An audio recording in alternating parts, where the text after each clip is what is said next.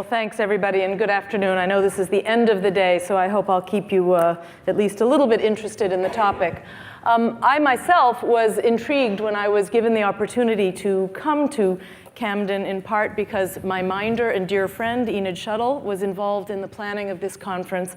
And it was an intriguing topic for me for a number of reasons, partly because it's a subject that I have long avoided. And I thought that participating in the conference and getting ready for it would be an opportunity to ponder the topic and to overcome some of my ambivalence and discomfort about just how important is religion in determining world affairs and US foreign policy. I do associate myself with those that have been mentioned earlier in the day in the State Department and elsewhere who have tried to live a sort of professional career in foreign affairs, assuming that there is a clear, bright line dividing what belongs in the religious sphere and what belongs in the government sphere. And yet, many of us realize, particularly in the last decade or more, that that is a little bit of a myth, that there's such a clear, bright line, and that in fact we have to think a little bit more holistically or integrate a bit better some of the cultural factors and religious factors in our understanding of politics and what animates and motivates political actors around the world in our own culture as well. When Enid and I collaborated together on a study that was called Global Trends 2015, we paused and hesitated at the end of a very long year research project and hesitated to add religion as one of the 7 key drivers of international politics. After the study was published, we regretted having lost our courage a little bit because it would have read even more true over time if we had acknowledged that religion was, if we take the sort of global condition, that religion was an increasingly important determinant and factor in political behavior. At the time, we hesitated, as has been mentioned earlier in the day, because of almost a cultural aversion or a sensitivity that religion doesn't belong in the mouths of government analysts, lest it be misinterpreted or seen as culturally insensitive, and that it's very hard to talk about someone else's personal beliefs or spiritual beliefs in an analytic and objective and scientific way. So there is avoidance behavior that's well established, I think. I also wanted to share just 2 small stories, because they're a little bit about the Muslim world, at least one is, about my own continued ambivalence about how the US government should behave when it comes to religion and the diversity and multicultural aspects of religion in American society and American life. I personally was uncomfortable early in President Bush's administration during a Martin Luther King holiday when he spoke at the church in Atlanta where Martin Luther King had been a preacher. And he spoke with great warmth and I would say enthusiasm for the importance of the church in forming the kind of social values of young people. But I thought he crossed a line. He said, only in the church can one learn these values, and that there's a unique role to the church in teaching people about what's right and wrong and how to be a good citizen. And I thought at that moment that he had sort of unintentionally undervalued what I consider to be a civic virtue, that the role of the president and the role of our own national leaders does embody something that is equivalent to religion, but doesn't have to have a religious label on it. Something about civic virtue, or what Scott Appleby referred to as social gospel, maybe they're similar concepts. And that we do have in our national institutions something that is supposed to be about morality and ethics, et cetera, but that it doesn't have to be labeled with a particular religious identity. A similar event that I've observed in my years in government was the increasing desire to commemorate Islamic holidays by the US government to show that we are becoming better educated about Islam, that we are more interested in and respectful of Islamic traditions. When I was in the White House in the mid-90s, we began the tradition of sending Eid al-Fitr messages to Muslim Americans, and just almost by accident, we began sending them to all the Muslim diplomatic corps in Washington, and eventually they were being sent to Muslim political leaders around the world, and got a lot of very positive feedback. It became a very useful tool of public diplomacy for American diplomats, and I think was largely seen as a positive gesture by Muslim American communities throughout the United States. But here's again where I think we cross the line.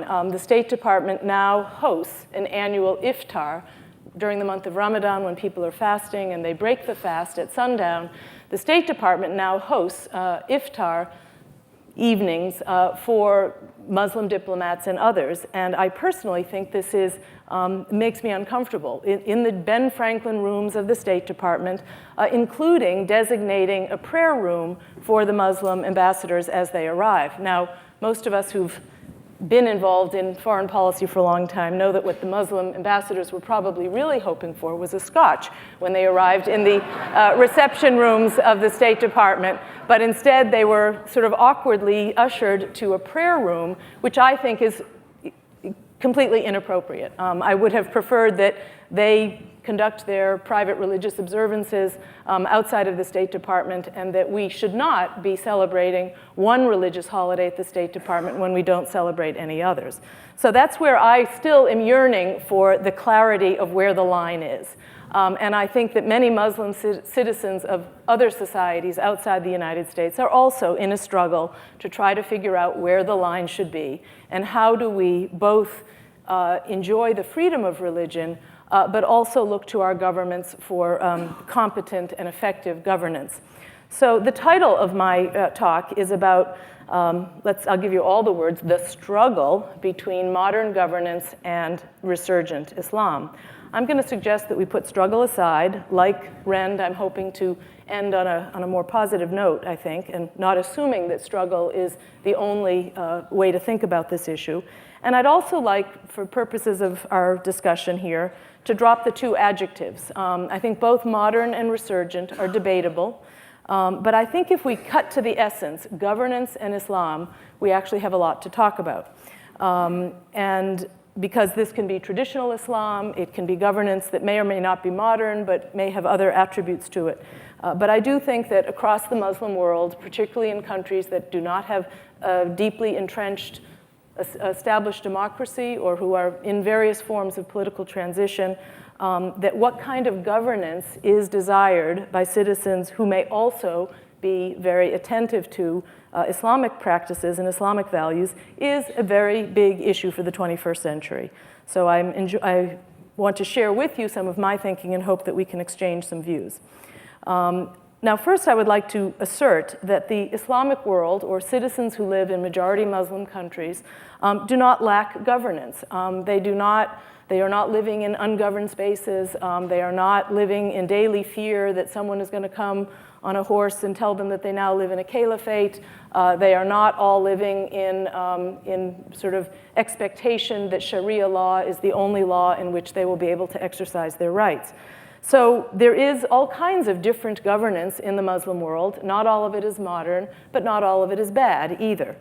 There are monarchies, and there are in particular modernizing monarchies. In Morocco and in the Arabian Gulf, particularly the small states of the Arabian Gulf, there's a period of quite considerable modernization of forms of governance.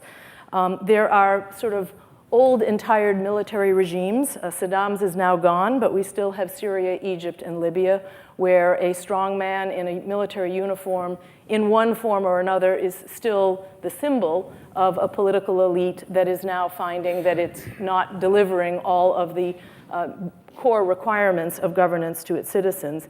And then we have quasi-democracies or almost fully consolidated democracies. And here Turkey is the outlier of a country of very deep tradition of democracy and getting closer to the EU rule book of what is a fully consolidated democracy. But we also have Pakistan and Indonesia and some other countries, and India, a democracy where an extremely large population of Muslims lives as a mostly free minority, but a minority that I think has now increasingly some grievances against a democratic state.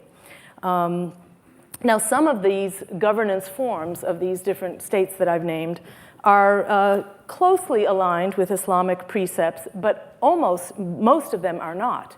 Most of them, and here we have a problem, I think, because we have, I believe, a demand for change in the quality and nature of governance across parts of the Muslim world. that correlates with a rise in Islamic politics. We are seeing that as more political space opens across the Muslim world through various kinds of reform and change, that the strongest voice for change and the strongest articulation of a demand for change is coming from political actors and political organizations that use Islam very much as one of their defining identities or principles. So let me cut to the chase. I think that how we understand the interaction between governance and Islam comes down to some very big questions, and there are two for me that are the most important. One is, what is the source of legitimacy for the political structure that you have, for the government, the state, or the form of governance? Is it God or is it man? I think that's an issue that many, many different societies have struggled with or have thought about. The second question is, are we in the 21st century seeing a universal model for governance that more or less a majority of humanity thinks is the right model? Are we moving towards a post, if we go back to Frank Fukuyama, are we living in a kind of ahistorical moment where there's one prevailing model that is about democracy and free markets? Or are we still in a classic period of competition of different ideologies and different political models or alternatives? Is democracy the only game in town, I guess?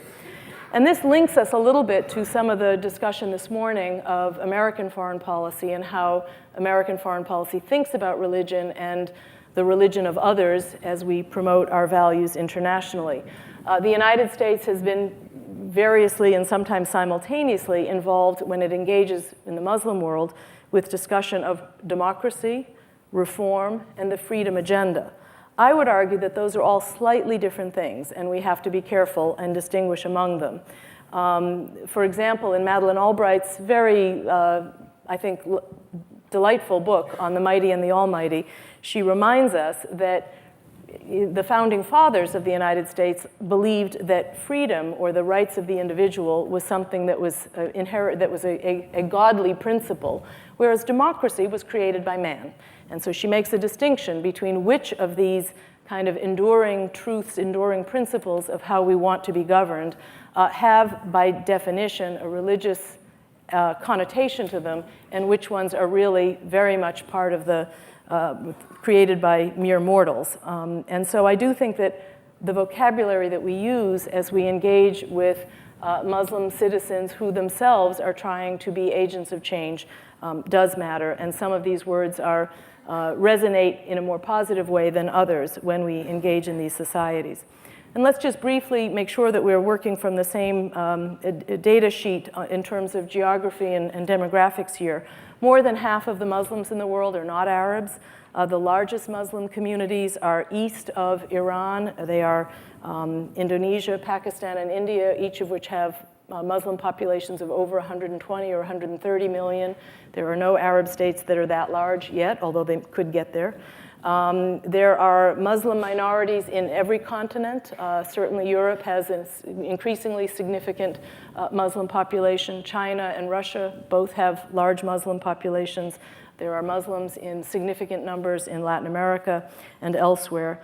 And we also have, in countries that we consider to be Muslim countries, we have significant non-Muslim minorities. I'm thinking of the Copts of Egypt, who are 10% of the population or more, and there are several other examples. So let's also remind ourselves of what are some of the core functions of governance, and when we're trying to evaluate what governance is modern, what is Islamic, what is both, perhaps, we think of something that really gets us back to our morning discussion about the Westphalian state, that the governance that we look at in these named states that have Muslim majorities, still the territorial integrity and security of the state, providing law and order and justice, distribution of natural resources and economic resources. And Islam does have views on most of these issues, but it is rarely the key or sole determinant of national policies in most of the Muslim world. Muslim states, like North American states, like European states, like African states, live in a Westphalian world where state sovereignty and some set of norms about the behavior of states is still the name of the game. And references to cultural identity and to religion are often invoked, but are very rarely the exclusive law of the land for determining all of these issues, such as control of boundaries, distribution of resources, etc. Now, we all worry that there is an alternative Islamic vision at the horizon that some significant number of Muslims either silently or openly associate themselves with, and that would be a radical vision of bin Laden, comparable to some of the messianic scenarios we heard this morning. Does Osama bin Laden represent a true alternative concept of governance, and does he really pose a threat to Muslim states that are struggling to modernize their forms of governance without completely experiencing total revolutionary upheaval? It's not clear to me from his writings that bin Laden has thought through all of the practical aspects of governance. He certainly wants people to believe that should the Saudi monarchy fall, should the United States leave all Muslim lands, that there would be a happy new form of freedom for Muslims. But I don't think that we see yet a very developed political concept by him or by his Egyptian and other advisors who have provided some of the intellectual meat to his pronouncements. So why don't we look at a few cases and see how governance and Islam have interacted and are interacting in countries that the United States cares about? And what I've done is a couple of pairings for you that may be a little bit counterintuitive because they're countries that in some cases are not similar, but I want to make a sort of analytic point for you. The first cases I want to take are Egypt and Turkey. One is an Arab country, one is not. One is democratic, one is not.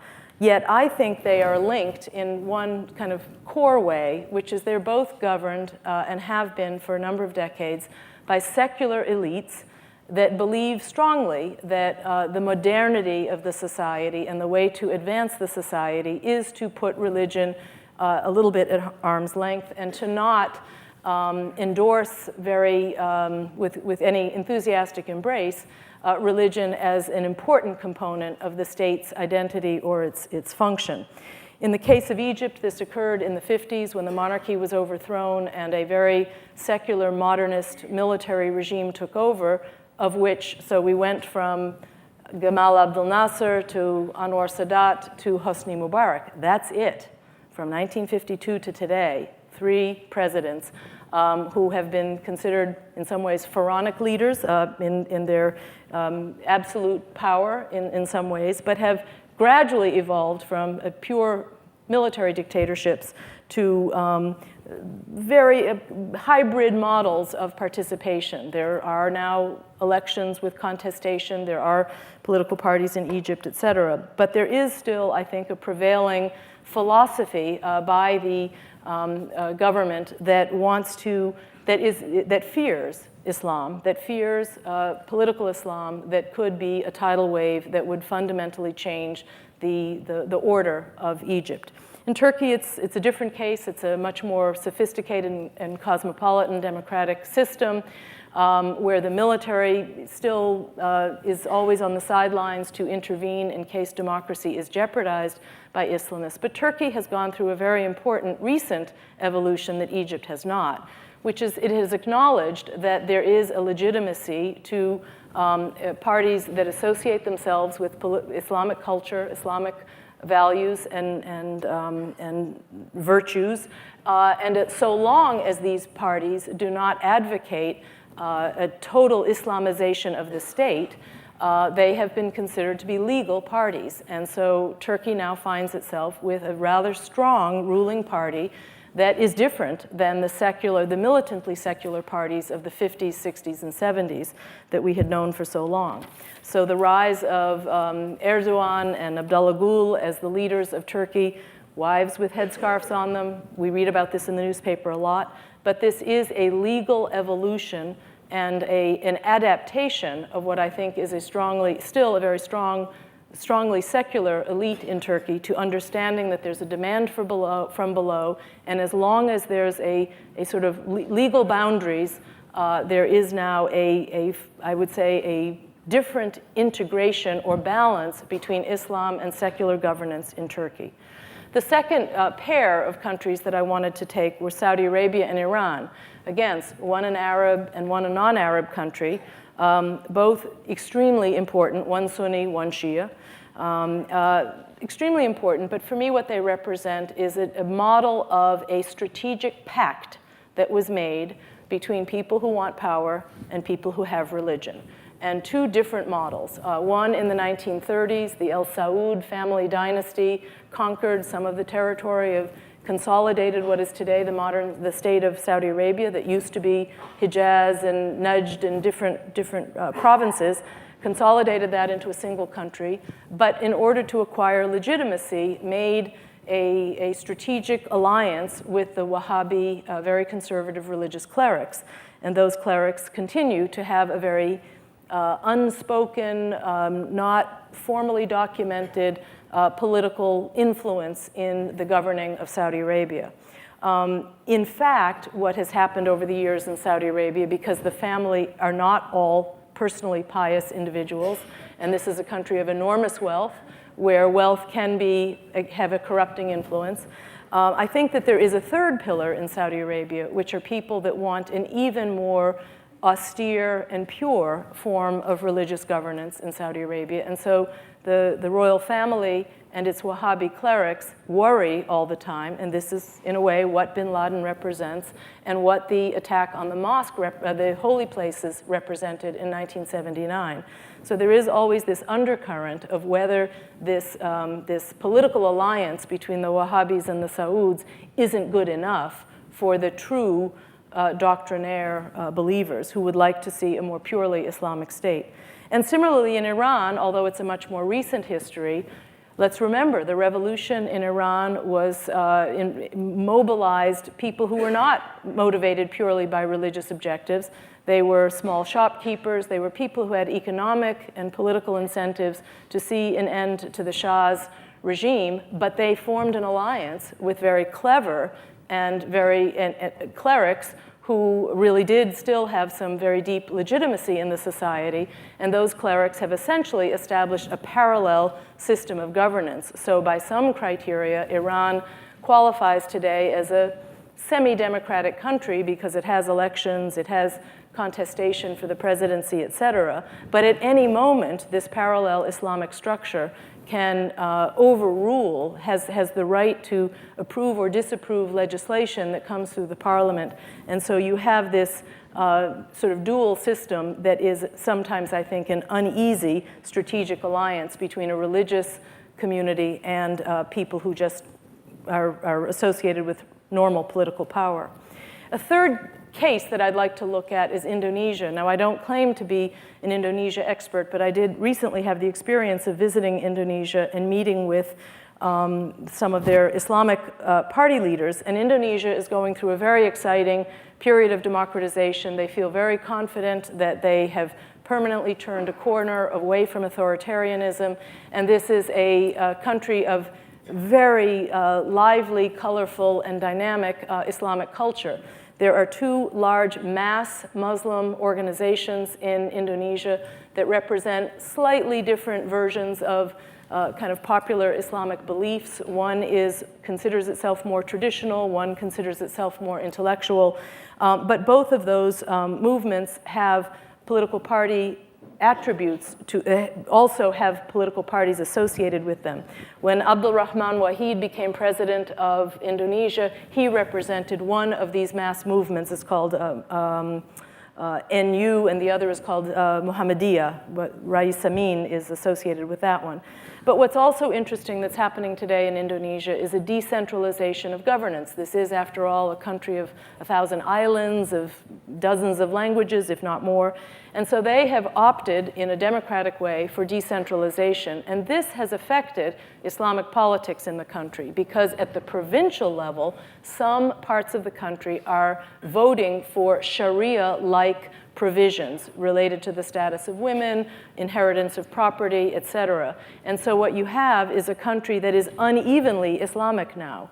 You have roughly a quarter of the provinces of Indonesia have voted in some forms of Islamic law, whereas at the national federal level, there is no significant change in Islamization of the state. We met with women parliamentarians and women activists who were very worried about this trend in the provinces of selective Sharia and of a more conservative Islamic practice becoming the local law, even if it's not the national law. But we talked to other people who said that really that happened in the very early period of new democratization, and it's already tapered off, that it's no longer a threat. And it reminds me of a conversation I've had with Muslim women in Saudi Arabia who said that really what Saudi Arabia needs also is a form of decentralized practice so that you could have your more liberal and cosmopolitan Jeddah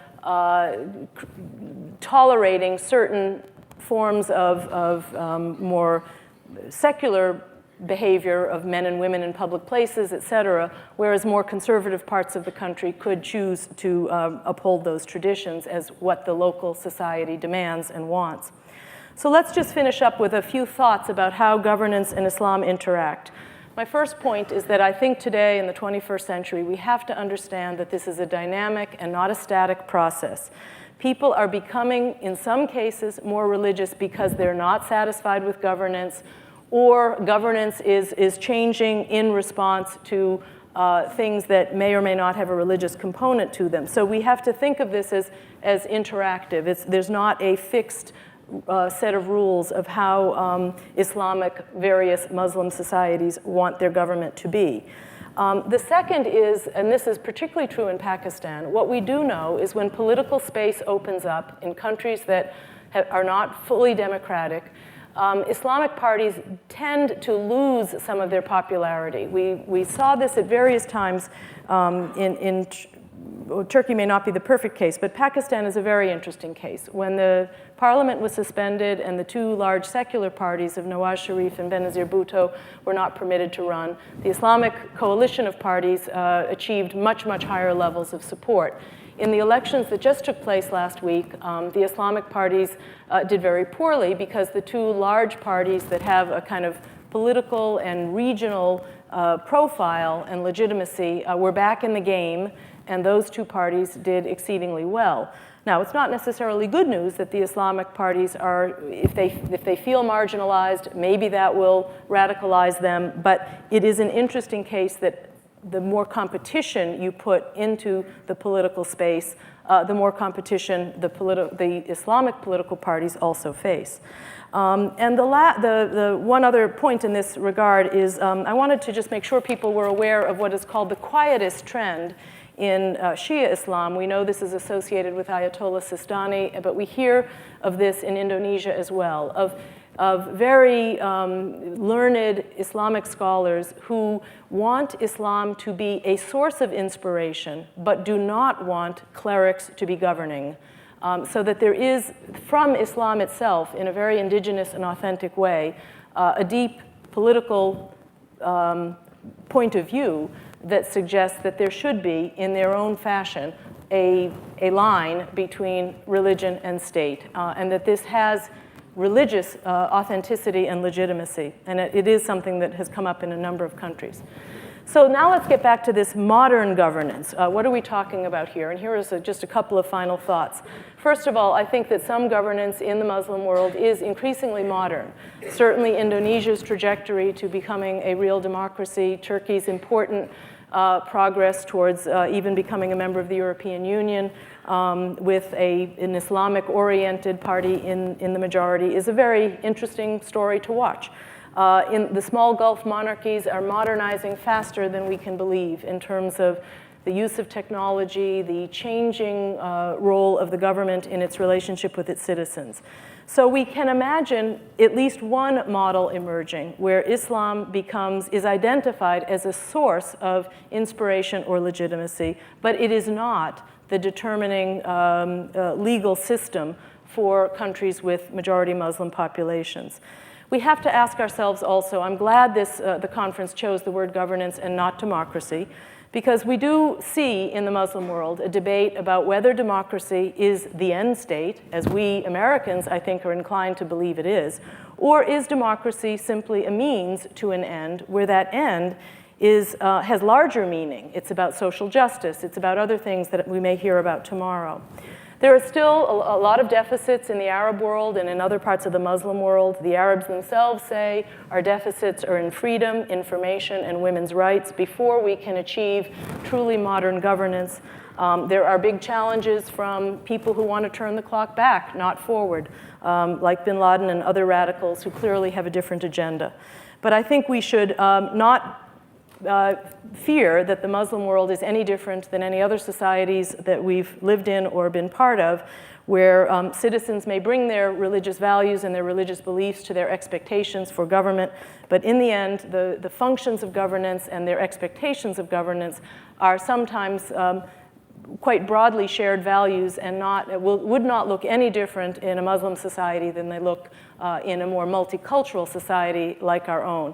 And I guess the last point is that because Muslims are in the world, they are not limited to a subset of geography of the world. We should assume that all of us are living increasingly in multicultural countries, and that majority Muslim countries will be facing some of the same challenges that the United States has: tolerance of minorities, freedom of religion for all. Thank you very much.